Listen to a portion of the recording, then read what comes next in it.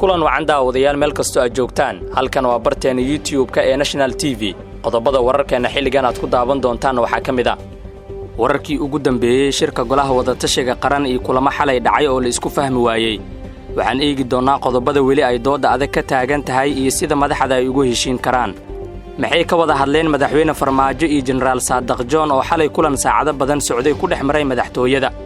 xog arintan ku saabsan ayaan idin hayaa iyo sidoo kale waxaad warkana ku daawan doontaan madaxweyne Farmaajo oo amarkii ugu cuslaa dul dhigay lacagta Imaaraadka Carabta ee taala bangiga dhexe kadib talaabo ismiidaamin ah oo uu qaaday ra'iisul wasaaraha xilgaarsiinta Roble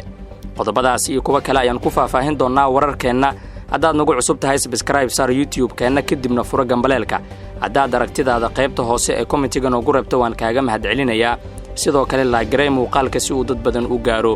waa Sabti 8 January sanadka 2022 u diyaar garoow faahfaahinta qodobadaasi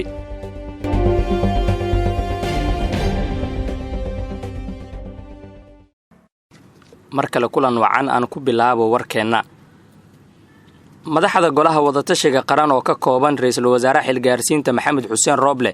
madaxda maamul goboleedyada iyo gudoomiyaha gobolka Banaadir ayaa xalay kulan saacado badan qaatay ku yeeshay magaalada Muqdisho iyadoo aan weli wax heshiis ah lagu gaarin kulankaasi qoraal uu soo saaray afhayeenka xukuumadda Maxamed Ibraahim Macallimo ayaa lagu yiri waxaa soo gabagaboobay kulankii ay Muqdisho ku yeesheen madaxda golaha wadatashiga qaran ee looga arinsanayo doorashooyinka kaasi oo uu shir gudoominayay ra'iisul wasaaraha Soomaaliya Maxamed Xuseen Roble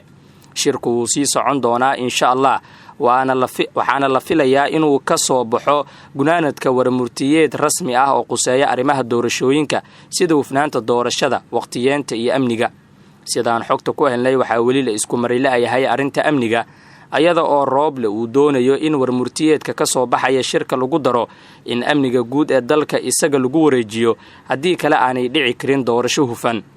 xitaa haddii shirka sidaasi isku raaco madaxweyne Farmaajo ayaan marnaba ogolaan doonin inuu amniga wareejiyo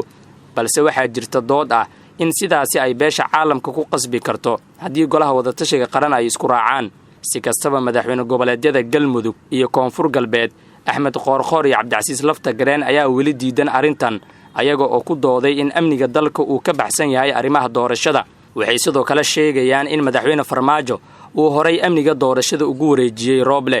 shirka ayaa la filayaa in mar kale uu maanta dib u bilowdo ase yeeshee waxaa jirta cabsi ah in shirka uu burburi karo ama aysan ka soo bixi doonin qodobo la taaban karo oo wax ka bedelaya xaaladda cakiran ee doorashada dalka waa hagaaga qaybaha hore ee wararkeena ayaa daawanaysaan markana madaxweynaha dowladda federaalka Soomaaliya Maxamed Cabdullaahi Farmaajo iyo taliyihii hore ee booliska gobolka Banaadir General Saadaq Cumar Xasan Saadaq John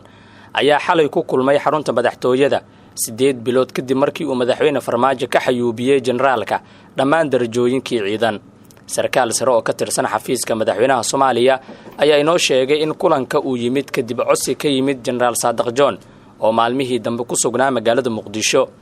qof kale oo Saadaq John ka agdhow ayaa inoo xaqiijiyay in uu jiro kulanka labada mas'uul sarkaalka madaxtooyada Soomaaliya waxa uu sidoo kale sheegay in kulanka madaxweyne Farmaajo iyo Saadaq John uu daba socdo kulan shalay dhexmaray taliyii hore ee hay'adda nabad-sugidda iyo sirdoonka qaranka Fahad Yaasiin Xaaji Daahir kulankaasi oo ka dhacay gudaha garoonka Aadan Cadde ayaa noqonaya kii ugu horeeyay ee dhexmara Fahad Yaasiin iyo General Saadaq John wixii ka dambeeyay markii Saadaq John xilka laga qaaday bishii Abriil sanadkii hore Saadaq ayaa xilligaasi ku sheegay muuqaal lagu baahiyay warbaahinta gudaha in uu hakiyay kulan ay yeelan lahaayeen golaha shacabka kaasi oo looga doodayay arrimaha doorashooyinka dalka isaga oo faray xildhibaanada inay dib ugu noqdaan deegaan doorashooyinkooda Saadaq John ayaa markaasi ahaa taliyaha ciidamada booliska gobolka Banaadir iyadoo shaqadii laga eriyay wax yar kadib hadalkiisa maalmo kadibna madaxweyne Farmaajo ayaa ka xayuubiyay dhammaan darajooyinka ciidan ee General Saadaq John kulanka dhexmaray Saadaq John Fahad Yaasiin iyo madaxweyne Farmaajo ayaa lagu sheegay inuu ahaa iscafis waxaana kulanka dhinacyadan dhexmaray fududeeyay xildhibaan Cabdiraxmaan Dheere oo laga soo doortay Jubbaland kana mid ah ragga ugu dhow xafiiska madaxweyne Farmaajo Saadaq Cumar Xasan oo loo yaqaan Saadaq John oo saaxiib dhow la ah madaxweynaha Galmudug Axmed Cabdi Kaare Qoorqoor ayaa ah murashax u taagan kursiga xildhibaannimo ee beeshiisa haddaba waa kuma Saadaq John saadaq john oo magaciisa saddexan yahay saadaq cumar xasan ayaa ku dhashay deegaan ka tirsan dhulka Soomaali galbeed ee dhaca Itoobiya. saadaq ayaana la sheegaa in uu horaantii 1993 uu u soo wareegay magaalada Muqdisho isaga oo markii dambana 2012 uga sii gudbay dalka Kenya kadibna dalka Koonfur Afrika halkaasi oo uu ka sii aaday London waxaana uu dalka dib ugu soo laabtay sanadkii 2014 markii uu dalka dib ugu soo laabtay waxa uu soo qabtay xilal kala duwan oo ay ka mid yihiin taliyaha nisa ee Galmudug sida oo kalena sanadkii 2017 ayaa loo magacaabay taliyaha nabad sugidda iyo sirdoonka qaranka ee gobolka Banaadir. taliyihii hore ee hay'adda nisa Cabdullaahi Maxamed Cali Sambalolshe oo ay soo wada shaqeeyeen muddo dheer saadaq john ayaa ku qeexay in uu yahay nin howlkar ah oo shaqadiisa sida ugu haboon uga soo baxa. saadaq john ayaa lagu bedelay taliyihii ciidanka Haramcad Farxaan Qaroole oo hadda ah taliyaha ciidanka booliska ee gobolka Banaadir. qaybihii ugu dambeeyay ee wararkeena ayaan soo gaarnay. madaxweynaha dawladda federaalka Soomaaliya Maxamed Cabdullaahi Farmaajo ayaa amar dul dhigay lacagta Imaaraadka Carabta ee taala bangiga dhexe xilli saacado ka hor ra'iisul wasaare xilgaarsiinta Roble uu Imaaraadka u balan qaaday in loo celinayo lacag lagu qabtay Muqdisho sanadkii 2018.